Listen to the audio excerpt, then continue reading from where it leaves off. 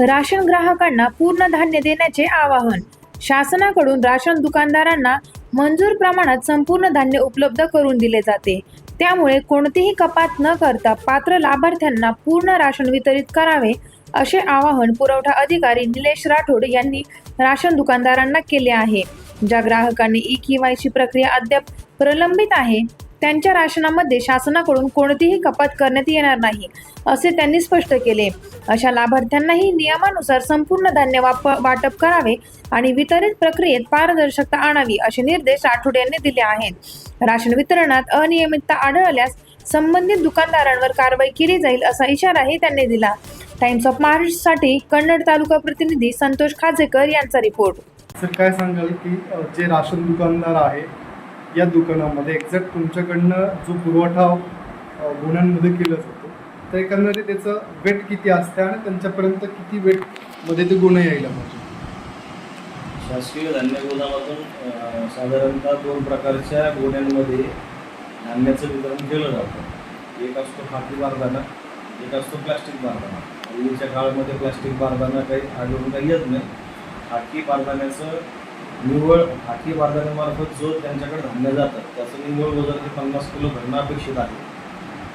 आणि जर कुठल्या वस्तू धान्य दुकानदारांना धान्य कमी आलं असं त्यांचं म्हणणं असेल तर आपल्या शासकीय वाहनांसोबत वाहतूक पास दिला जातो.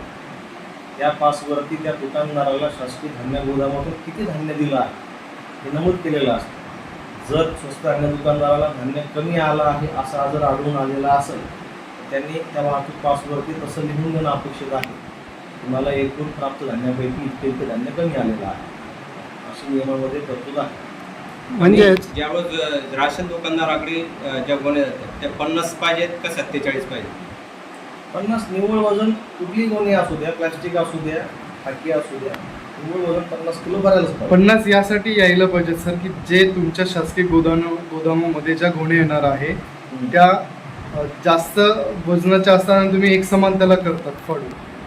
त्याला आपण स्टँडर्डायझेशनची पद्धत म्हणतो. जे आपल्याला भारतीय खाद्य निगमच्या बेस्ट डेपोमधून जे येणारं आपलं धान्य असतं त्यामध्ये काही पोते असतात 5200, काही 4800, काही 47 असे काही कट्टे असतात. पण त्याची प्रोसिजर असते, त्याला स्टँडर्डायझेशन म्हणतो. धान्याचं प्रमाणीकरण करणं म्हणतो आपण. तर ते प्रमाणीकरण केल्यानंतर प्रत्येक जो कट्टा आहे त्याचं निव्वळ वजन 50 किलो येणं अपेक्षित आहे ज्यावेळी ते दुकानदाराकडे पोहोचलेलं असतं त्यावेळी. जे एकंदरीत त्या दुकानदाराला 50 किलोचंच वजनाचं होतं यायला पाहिजे. एवढंच मुळात काय होतंय सर, तालुक्याच्या परिस्थितीनुसार असं दिसून आलं आहे की राशन दुकानदार जे लाभार्थी आहे त्या लाभार्थ्यांना जर 6 युनिट त्यांच्याकडं असेल तर ते फक्त 5 युनिटचंच त्यांना राशन प्रोव्हाइड करतात.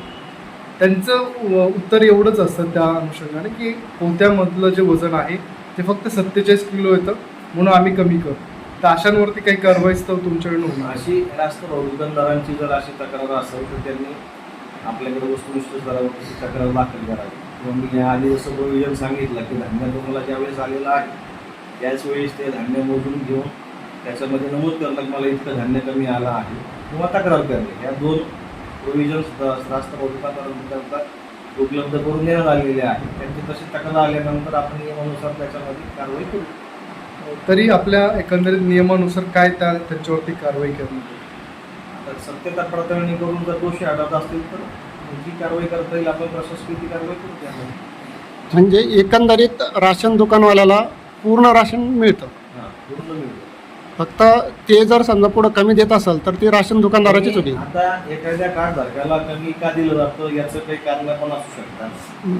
शक्यतो आपण आपल्या स्तरावरनं मिळत असलेले लाभार्थ्यांची नावे पूर्णपणे वगळलेली आहेत. किंवा लग्न होऊन बाहेर गावी गेलेले असतील त्यांचे देखील नावं आपण वगळलेली.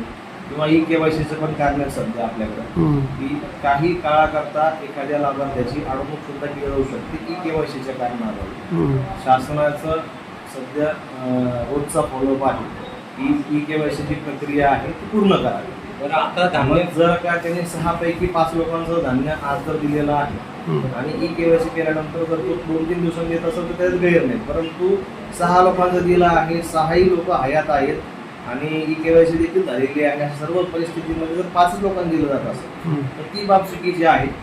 त्याच्यामध्ये आपण दुकानदाराला समजून पहिल्या टप्प्यात आवश्यकता पडली तर कारवाई करू. म्हणजे म्हणायचा विषय असा आहे, जर ई-KYC झालेली नाही तर गोदाममधून शासनाकडून राशन दुकानाला कमी भेटतं का? आपण कपात करत नाही. अजून शासनाने तशी कपात करणं सुरुवात केलेली नाही.